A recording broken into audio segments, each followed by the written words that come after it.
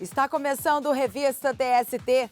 Aqui você confere os principais fatos da semana no Tribunal Superior do Trabalho. E veja nesta edição: empregado que ajuizou ação antes da reforma trabalhista não pagará custas processuais. Indústria de fertilizantes é condenada por demora na devolução de carteira de trabalho. E veja também: a empresa pode dar referências negativas de um empregado para outra empresa? É no quadro Quero Post. O Revista TST está no ar.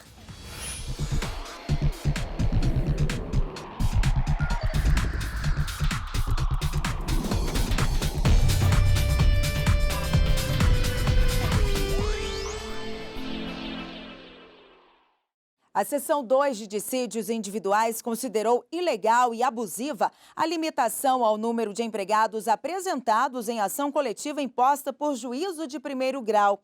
A ação trabalhista foi movida pelo Sindicato dos Trabalhadores nas indústrias da fabricação de álcool, plásticos, cosméticos, fertilizantes, químicas e farmacêuticas de Uberaba.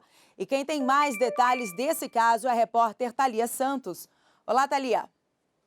Olá, Ana Amélia. O sindicato da categoria moveu a ação em nome de 38 empregados para pedir a condenação da Mosaic Fertilizantes, em Minas Gerais, ao pagamento dos adicionais de insalubridade e periculosidade. No entanto, o juízo de primeiro grau determinou que a petição inicial fosse emendada para limitar a ação ao máximo de 20 empregados por função, ou o processo seria extinto. O sindicato ajuizou o mandado de segurança que foi concedido pelo Tribunal Regional do Trabalho da Terceira Região. A empresa recorreu e o caso chegou ao TST. Vamos acompanhar na reportagem como foi o julgamento na SDI2. O relator do recurso na SDI2, ministro Dezena da Silva, observou que o requisito exigido pelo juízo de primeiro grau para ajuizamento de ação coletiva não está previsto em lei. A empresa havia argumentado que a prova pericial seria prejudicada em razão da pluralidade de cargos, funções e áreas a serem inspecionadas. Mas o ministro destacou que a perícia técnica vai ser realizada de forma ampla no estabelecimento da empregadora e que caberá ao perito avaliar os agentes ambientais insalubres ou perigosos e os empregados a eles expostos. O relator enfatizou ainda que a jurisprudência do Supremo Tribunal Federal e do TST reconhece a legitimidade dos sindicatos para atuarem como substitutos em defesa de toda a categoria envolvida na ação. Embora a orientação jurisprudencial 92 da SDI2 considere incabível mandado de segurança contra a decisão judicial passível de reforma mediante recurso próprio, o relator observou que a seção tem admitido o instrumento contra atos manifestamente abusivos, como no caso. Nessa situação, essa seção tem entendido que é o caso mesmo de mitigar a aplicação da OJ 92 diante dessa situação de abusividade, de ilegalidade mesmo do ato, data máxima vênia, né, que vulnera a ampla legitimidade sindical prevista no artigo 8º da Constituição Federal. Por unanimidade, os ministros da SDI2 negaram provimento ao recurso e a petição inicial da ação coletiva retornou ao juízo de primeiro grau, sem limitação em relação ao número de empregados. E depois do intervalo, a empresa pode dar referências negativas de um empregado para outra empresa? É no quadro Quero Post.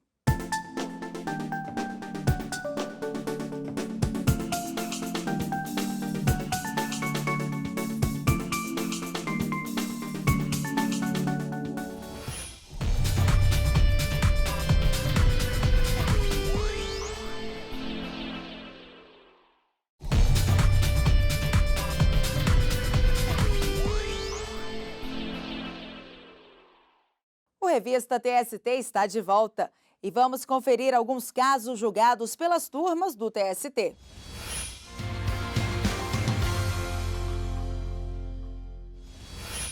Eu começo o giro de notícias pela terceira turma. Um auxiliar de serviços gerais que havia sido demitido após uma briga com um colega conseguiu reverter a justa causa. Na reclamação trabalhista, ele contou que os dois brigaram, mas somente ele foi demitido por justa causa.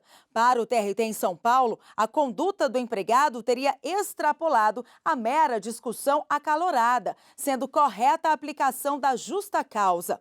Ao julgar o recurso do profissional ao TST, o relator, ministro Maurício Godinho Delgado, entendeu que, como ele foi o único demitido após o incidente, não houve isonomia de tratamento. Para o ministro, a empresa agiu de forma desproporcional. E o empregado que ajuizou a ação antes da reforma trabalhista não pagará custas processuais. A decisão é da segunda turma. O Tribunal Regional do Trabalho da 2ª Região em São Paulo, ao julgar o caso, não isentou o empregado do pagamento das custas processuais fixadas na sentença. A decisão foi baseada na nova redação do parágrafo 2º do artigo 844 da CLT. O dispositivo prevê que, na hipótese de ausência injustificada do reclamante à audiência, ele deverá arcar com as custas processuais conforme o artigo 789, mesmo se for beneficiário da justiça gratuita. O ex-empregado da SPAL, Indústria Brasileira de Bebidas, ajuizou a ação contra a empresa em fevereiro de 2017. De acordo com o processo, a audiência foi realizada em novembro, 11 dias depois do início da vigência da reforma trabalhista. Como o empregado não compareceu nem justificou a ausência no prazo de 15 dias, foi condenado a arcar com as custas do processo, conforme previsto na nova lei. O profissional recorreu ao Tribunal Superior do Trabalho. A relatora do caso, na segunda turma, ministra Adelaide Miranda Arantes, assinalou que, nos termos do artigo 1º da Instrução Normativa 41 do TST, a aplicação das normas processuais alteradas pela nova lei trabalhista é imediata, mas não atinge as ações iniciadas na vigência da lei anterior. A decisão foi unânime. Uma bancária que pretendia ser reintegrada ao Santander teve o pedido negado. Não ficou comprovado que a depressão sofrida por ela tinha relação com o trabalho. A decisão é da 8ª turma. A bancária do Santander relatou na reclamação trabalhista que a depressão estava relacionada ao estresse gerado pelas atividades que ela desempenhava no banco. Ao julgar o caso, o Tribunal Regional do Trabalho da 3ª Região em Minas Gerais havia declarado a nulidade da rescisão do contrato e determinado a imediata reintegração da profissional. Mas a 8ª turma do Tribunal Superior do Trabalho mudou o entendimento. O relator, ministro Márcio Amaro, observou que, apesar de o TRT ter informado que a empregada foi dispensada quando se encontrava doente, com incapacidade total para o trabalho, ainda que temporária, o regional também declarou não ter sido evidenciada qualquer relação entre a depressão e o trabalho executado. Segundo o ministro, em situações como essa, o TST tem entendido que o empregado não tem direito à estabilidade ou à reintegração. Por unanimidade, a 8ª turma restabeleceu a sentença que negou o pedido da bancária. Encerramos o giro de notícias com o julgamento da 6ª turma. Uma indústria de fertilizantes vai ter que indenizar um empregado que ficou mais de um mês sem a carteira de trabalho após a rescisão contratual. O pedido de indenização havia sido negado pelo TRT no Espírito Santo.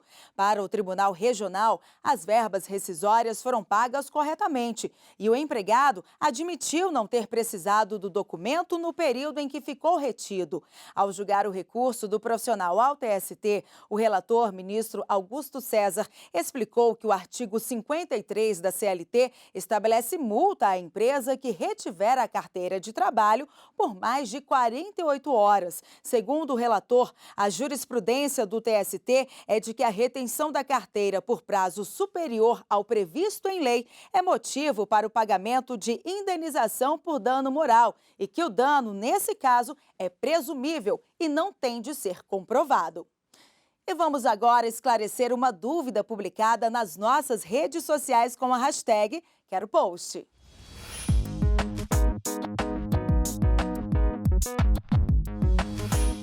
E a pergunta que chegou pra gente com a hashtag #QueroPost foi publicada no YouTube. O Rafael quer saber se uma empresa pode dar referências negativas de um empregado para outra empresa. Vamos conferir. A boa referência do emprego anterior ajudou Edna a conseguir um emprego como gerente desta loja de bijuterias no Distrito Federal. Tinha outras pessoas concorrendo, mas por o fato da minha boa referência que eu tive, em relação à responsabilidade, já saber mexer nessa área também. Então, isso veio tudo a calhar numa boa contratação. Na hora de dar uma referência sobre um ex-empregado, esta empresária procura sempre priorizar o lado positivo de cada colaborador.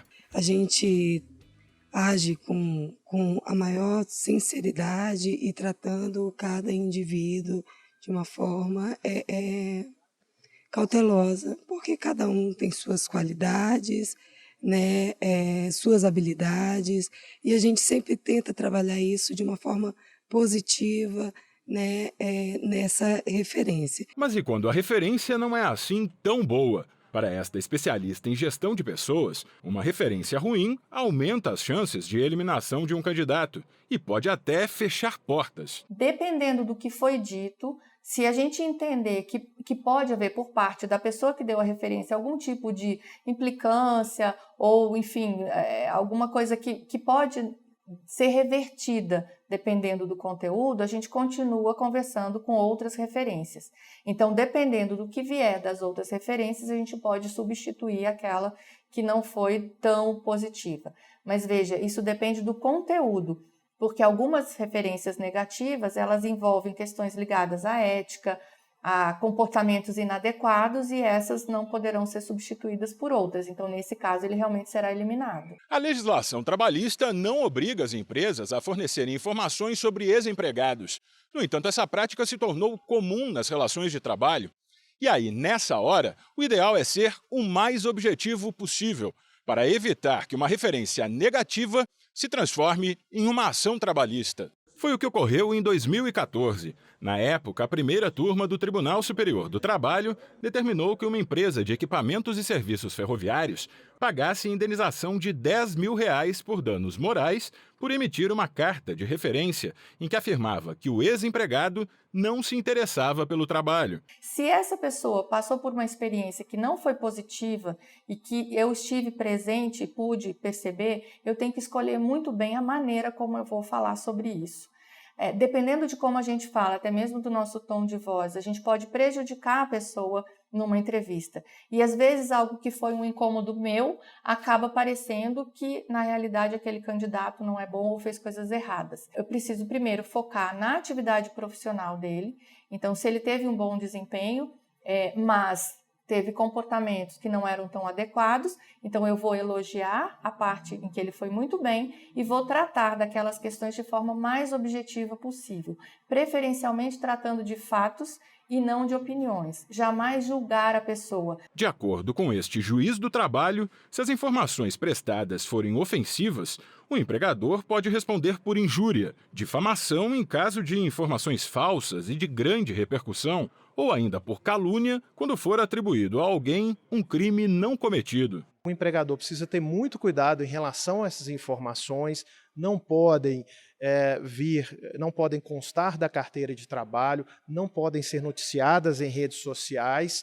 Então, eventualmente, claro, se o empregador for procurado para dar notícia, ele tem que ser muito objetivo a respeito do que houve naquela relação e jamais tentar prejudicar o empregado para o resto da sua vida. A jurisprudência do TST também reconhece o dano moral na hipótese de o empregador fazer anotações desabonadoras na carteira de trabalho do empregado, ou ainda quando inclui o nome do profissional nas chamadas listas sujas, aquelas com referências aos trabalhadores que entraram com ações na justiça. É um direito do trabalhador mover a ação na justiça, ele pode não só ter ação, mas também atuar como testemunha, e isso está dentro de um direito, e é um direito constitucional, seja o direito de ação, de mover ação, seja o direito de testemunhar e dar declarações. Isso não pode prejudicar a vida do empregado. E é sempre bom lembrar, aquilo que publicamos nas redes sociais também diz muito sobre quem somos e, em alguns casos, pode pesar tanto quanto uma má referência na hora de disputarmos uma vaga de emprego. Dependendo do que a pessoa publica, por exemplo, da carga de agressividade que ela tem num comentário, ou se ela faz comentários negativos em relação a empresa anterior onde ela trabalhou, se ela critica de forma antiética outras pessoas ou outros fatos, e se aquilo que ela publica está em desacordo com as características e valores da minha empresa, é claro que aquilo servirá como uma referência também. Muitas pessoas se soltam no ambiente virtual como se não existisse do outro lado alguém real, né? E falam o que querem, quando querem, do jeito que querem. E isso pode, muitas vezes, prejudicar o candidato. E no próximo bloco, os destaques da semana no Tribunal Superior do Trabalho.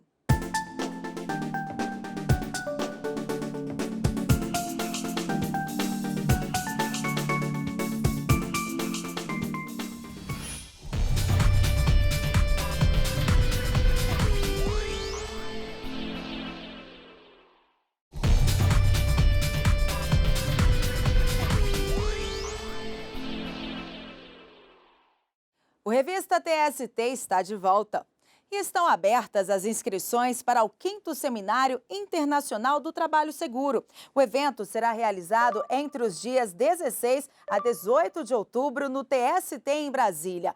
O tema deste ano é Violências no Trabalho, Enfrentamento e Superação. Será discutida a prevenção de acidentes de trabalho e doenças ocupacionais. Inscrições gratuitas no site tst.jus.br. E veja outras notícias que foram destaque no TST ao longo da semana. O vice-presidente do Tribunal Superior do Trabalho apresentou proposta de acordo entre Petrobras, federações de petroleiros e diversos sindicatos representantes da categoria.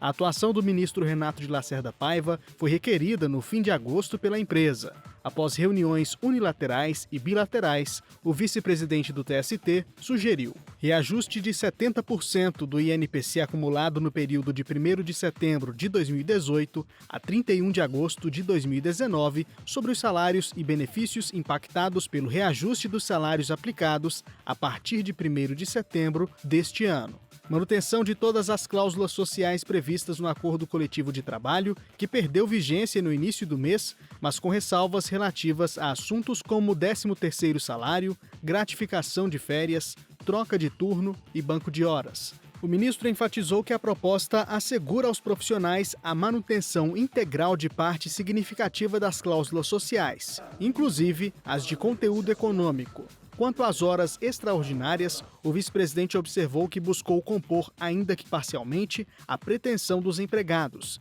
mantendo os adicionais, bem como estabelecendo banco de horas. Empresa e empregados têm até 27 de setembro para se manifestar sobre a proposta. Foi realizada em todo o Brasil a 9ª Semana Nacional da Execução Trabalhista, que este ano teve como slogan Todos pela Efetividade da Justiça. O evento é promovido desde 2011 pelo Conselho Superior da Justiça do Trabalho em parceria com os 24 Tribunais Regionais do Trabalho. Ao longo da semana, foram promovidas diversas ações voltadas à solução de processos em que os devedores não pagaram os valores reconhecidos em juízo. Uma dessas ações foi a assinatura de um acordo histórico que vai beneficiar mais de 5.000 pessoas. O coordenador da Comissão Nacional da Efetividade da Execução Trabalhista, ministro Cláudio Brandão, acompanhou a cerimônia. O acordo foi assinado pela Sinopec, Petroleum do Brasil, Winland International Petroleum e Tip Top Luxemburgo e representa a solução imediata de quase 1.400 processos. O ministro do Tribunal Superior do Trabalho, Emanuel Pereira, tomou posse no Conselho Nacional de Justiça. O novo conselheiro vai representar o TST no CNJ durante o biênio 2019-2021. É algo que me deixa muito emocionado, porque eu vou agora palmilhar uma estrada diferenciada daquela que eu sempre palmilhei ao longo de 17 anos de magistratura. Agora vou frequentar uma nova academia diante dos colegas que lá se encontram, todos muito inteligentes, todos muito devotados, e eu estou indo para o CNJ para somar e ajudá-los a fazer justiça. A cerimônia de posse foi conduzida pelo presidente do Supremo Tribunal Federal e do Conselho Nacional de Justiça, ministro Dias Toffoli.